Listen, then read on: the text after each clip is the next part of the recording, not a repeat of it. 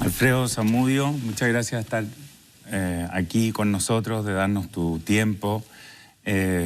Sabemos lo ocupado que estás en los procesos de diálogo que participas a lo largo del mundo.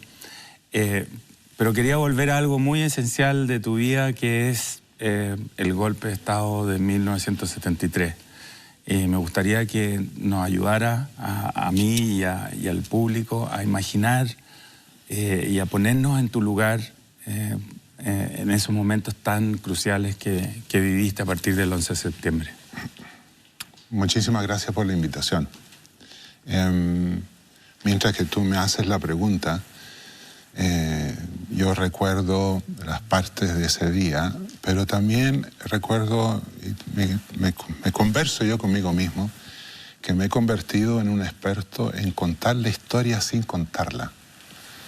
Porque uno cuando cuenta cosas así, es muy difícil, incluso en este momento, de contar todas las emociones que ese niño sintió o siente todavía, pensando en eso, en lo que pasó. Lo que pasó con nosotros... ¿Tú tenías 12 años? Sí, yo tenía 12 años. Mi padre y yo vivíamos en un lugar que en ese tiempo se llamaba Gallinazos, al norte de Arica. Que a quienes han estado en Arica es casi al llegar al aeropuerto.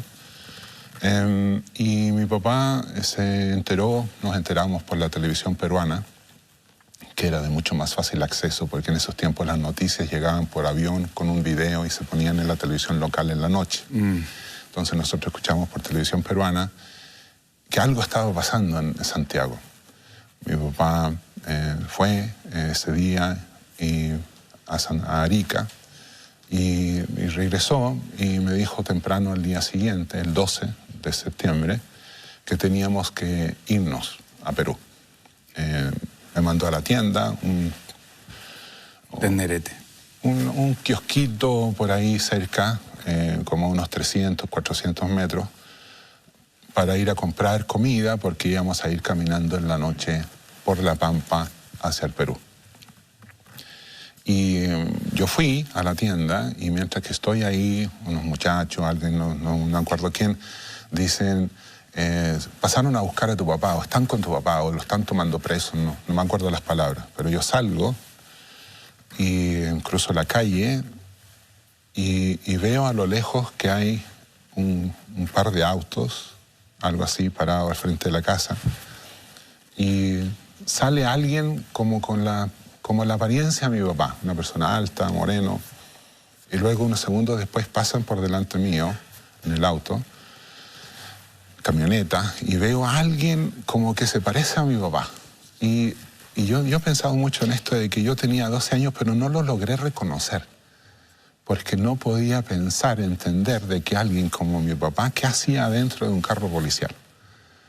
Pasó, yo llegué a mi casa, mi casita, una cosita muy simple, y veo todo destrozado, vueltas arriba, cosas así. Y hablé con los vecinos y ¿para qué hago, no? Entonces me dicen, vete a Arica. Entonces fui a Arica. Ese recorrido de Gallinazos hasta Arica tiene un significado también, ¿no? Es como que tú estás abandonando tu hogar y estás entrando en una ciudad sitiada, en una zona de conflicto. Totalmente, y a mí, si uno cuenta la historia en la forma lenta, que en ese momento yo termino de ser niño de 12 años, empiezo a tomar decisiones, empiezo a ver qué hace uno en esta situación. No hay un manual, ¿no es cierto? Y fui caminando y hice dedo con alguien que era una persona con la que mi papá no se llevaba muy bien, pero él me llevó y paramos afuera de Arica, a la entrada, justo en el cruce de línea de tren, y había un checkpoint, un control militar. Un control militar con gente ahí en el piso, carabineros o militares pegándole a la gente. Yo pasé, seguí hacia el centro y me recordé o sea, yo ya sabía que era toque de queda pronto, tenía poco rato para encontrar refugio. No sé si el toque de queda era a las 6 de la tarde, no me acuerdo. Y llegué, golpeé la puerta de un amigo de mi papá. Y ese amigo era Gastón Valenzuela, un funcionario radiotelegrafista de Ferrocarriles de Arica a La Paz.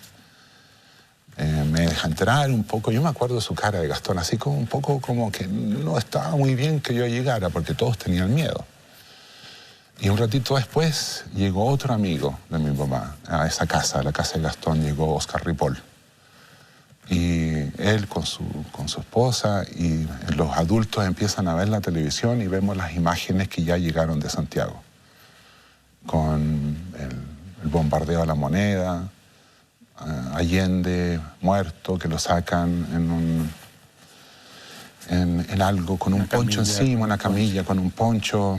Y ahí yo vi gente adulta que lo estaba viendo a ellos llorar. ¿Cuál fue el destino de esta gente que te acogió esa noche? Ese día ellos fueron fusilados un mes después, el 20. ¿Los dueños de casa? Gastón fue asesinado y Oscar Ripoll con José Donoso, ellos tres. Creo que fue el 20 de octubre de 1973. ¿Tú después saliste de esa casa y fuiste...? Yo estuve con ellos como unos 2 o 3 días. Y de ahí yo empecé una vida de vivir así al día, ¿no? ¿Cómo hacías para pasar inadvertido? No sé. Tú me contaste de que yo mido 2,5 metros. En esos tiempos yo debería haber medido 1,70 metros, una cosa así, 12 años con cara de guagua. Pero no sé, o sea, yo tal vez no era amenazante, ¿no? Tenía mucha memoria, me acordaba de los amigos de mi papá. Entonces fui buscando ayuda y mucha gente decía, sí, claro, puedes estar acá, pero es difícil, te podemos dar de comer un día, pero te tienes que ir. Y así fue durante mucho, mucho tiempo. Gente que sentía las ganas o la necesidad de apoyarme, pero tenían temor. ¿Por qué no recurriste a tu madre? Eso es muy privado, pero no fue posible. Yeah. Y en ese recorrido, ¿el niño dónde estaba? Porque ahí seguramente eras una persona fortalecida por la urgencia, por el hambre. Y fue como una maduración instantánea, como que ese niño se quedó ahí, como congelado, ¿no? Mira, yo he tratado de recordar qué pasó durante las primeras semanas, ¿sí? No ha sido muy fácil de recordar, ¿sí? Después de unas semanas, unos meses, empecé como a hilvanar cosas, ¿sí? O sea, para mí aparentemente fue un shock total, ¿sí? Pero el instinto de sobrevivencia estaba ahí. Yo dormía donde podía, comía cuando podía, me lavaba en el río. ¿No? Ahora ya no tengo pelo, pero en esos tiempos tenía el pelo largo y lavarse el pelo en un río con rinzo es una experiencia que te deja el pelo eléctrico. y cosas así. Entonces, la escuela se había suspendido.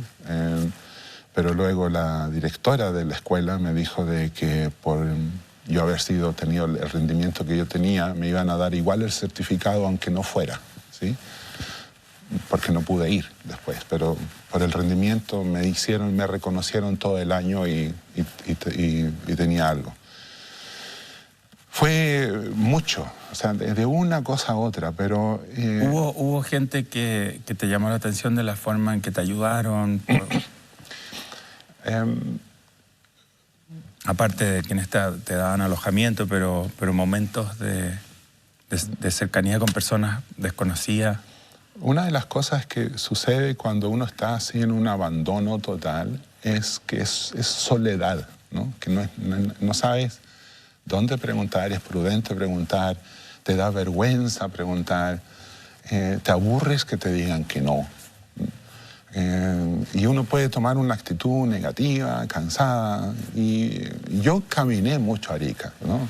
Y caminaba y pensaba y me acordaba de dónde podía ir. Y un día caminando me encontré con un señor, un hombre, que años antes había trabajado con mi papá cuando mi papá tenía un camión de carga.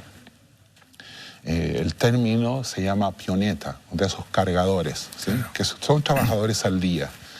Entonces, un hombre pobre que había trabajado para mi papá como cargador en un camión. Y él me reconoce y me dice, Alfredo, tú eres el hijo de Alfredo. Sí, claro, le digo. Ven. Y me llama y me dice, mira, yo tengo algo para darte. Y yo ya había aprendido en esas semanas, en meses en la calle, que había que tener cuidado con ciertos hombres, con cierta actitud, ¿sí? Entonces, él me dice, ven, y él vivía en un conventillo, una cosa muy chiquita, y abre la puerta, y yo no quise entrar, pero me paré en la puerta y veo el cuartito que él tenía como empapelado con papel de diarios, unos clavos donde colgaba la ropa, y veo que hay un casco de pirquinero, ¿sí? De esos mineros, también individuales, muy pobres.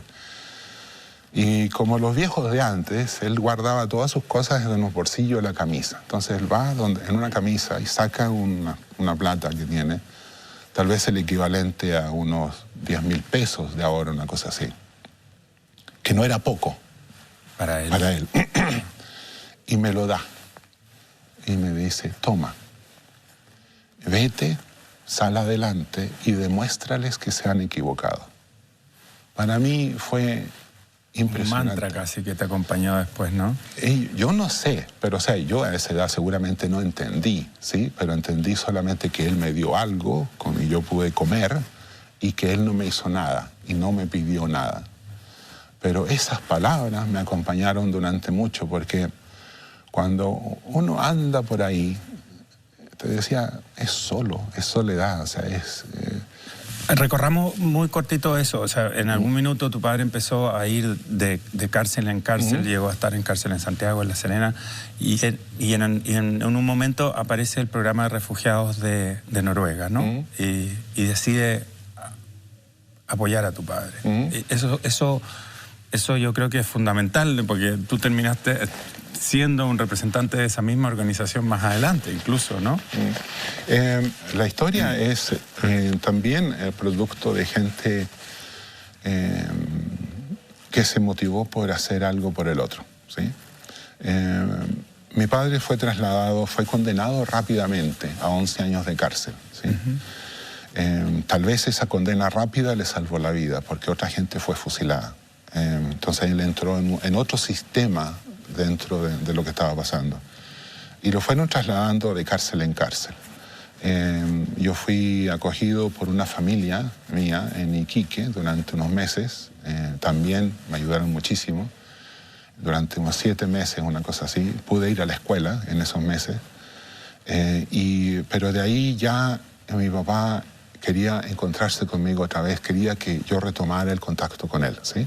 Entonces nos escribíamos cartas, y yo tengo esas cartas que él guardó, escritas por un niño de 12, 13 años, cartas muy así como, muy arrogantes, escritas con un niño, ¿no? Papá, tienes que hacer esto y tienes que hacer lo otro y cosas así.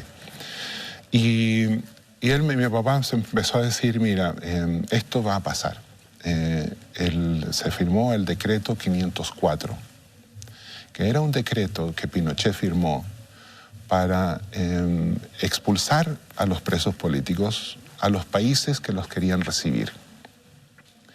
Y el decreto 504, y por eso te quiero contar esta historia de otra persona fantástica, él se llamaba Roberto Cossack, un funcionario argentino. 27 años tenía él cuando estaba acá en Chile. Trabajaba para algo que se llamaba el Comité Internacional de las Migraciones Europeas, el CIME.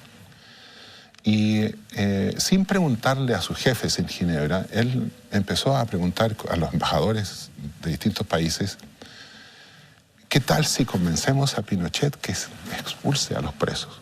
Porque habían muchísimos, miles.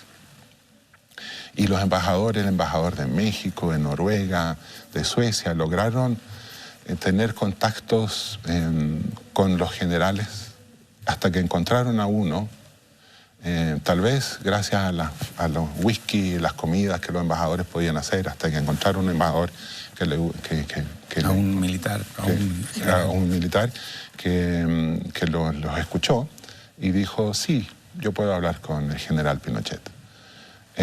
Y se hizo. Entonces el decreto 504 funcionaba así, de que si un preso se registraba con el CIME y lograba el CIME conseguir una visa, era puesto en la frontera para expulsarse.